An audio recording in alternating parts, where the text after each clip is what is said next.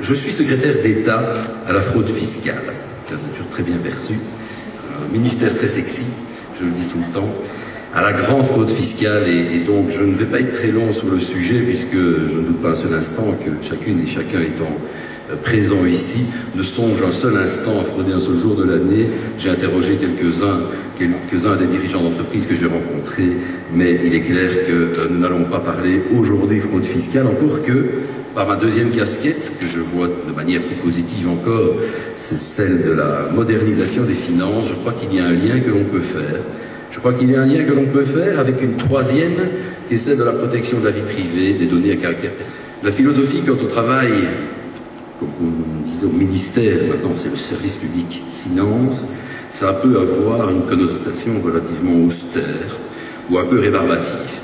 Nous avons tenté avec le ministre et avec mon prédécesseur déjà, Alain Zenner, nous avons tenté depuis plusieurs années, et avec le gouvernement en général, de donner une autre impression philosophique, une philosophie de collaboration avec le monde des entreprises notamment, et c'est la raison pour laquelle chaque fois que c'est possible, nous collaborons avec le monde des entreprises, que ce soit la FEB, l'Union des classes moyennes, Uniso en Flandre, le VBE bien sûr, que ce soit les associations ponctuellement, que ce soit la Fédération de la construction, que ce soit la Fédération des huiles minérales, pétrole, avec tous ces gens-là, nous avons pu conclure des accords, nous sommes en voie de le faire, l'ORECA, mais il n'y a pas que les toutes grosses entreprises. Moi, une fois, je reçu aussi la Fédération des cordonniers. Ces gens-là doivent travailler et doivent également réussir.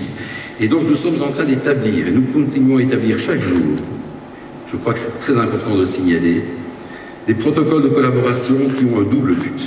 À la fois simplifier, améliorer la vie des entreprises, collaborer pour que les nouvelles normes, les nouvelles lois, les nouveaux règlements qui sont souvent, et je le sais, c'est un reproche qu'on nous adresse très fréquemment, souvent pléthorique, pour que ces normes soient concertées au maximum et qu'elles puissent atteindre à la fois l'efficacité que l'État souhaite et à la fois la simplification que les entreprises souhaitent, avec aussi une connotation parfois de lutte contre la fraude fiscale, parce qu'il faut bien évidemment aussi faire en sorte que la concurrence soit loyale.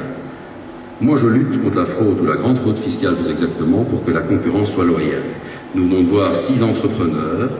Je pense que si demain des gens arrivaient sur le marché faisant plus ou moins la même chose, mais de manière déloyale, en employant énormément de personnes en noir, en utilisant des procédés qui ne sont pas des procédés corrects en termes de marketing ou de fiscalité, je pense qu'ils l'apprécieraient guère. Et donc je pense que c'est le moteur, je pense, le premier de notre souhait d'avancer, c'est lutter aussi contre la concurrence déloyale. Les gens qui travaillent bien et qui travaillent correctement doivent pouvoir être mis à l'avant.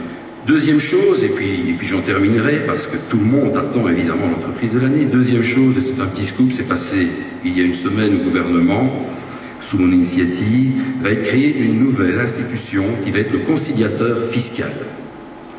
En d'autres termes, lorsque l'entreprise, lorsque la personne physique éprouve des difficultés de quelque ordre que ce soit, relationnelles par exemple, avec, ça peut arriver, un fonctionnaire de fisc, l'inverse arrive aussi, et les torts ne sont pas toujours du même côté. Bref, lorsqu'il y a des difficultés, et que par exemple le ministre ou le secrétaire d'État est saisi d'une réclamation qui parfois vient de la reine, nous n'avons pas le droit, nous n'avons pas le pouvoir, en termes déontologiques, de téléphoner au contrôleur en disant « mais qu'est-ce qui se passe ?»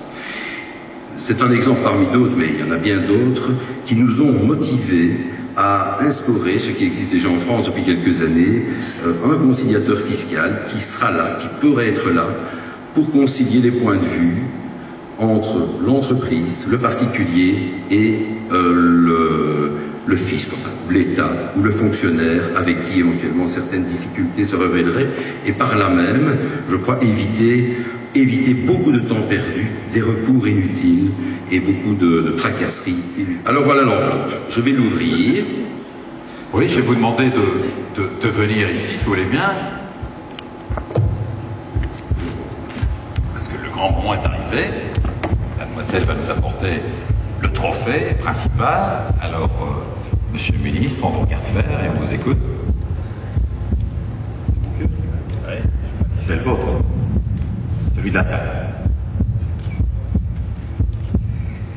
Eh bien, le vainqueur est Concept et Fabule.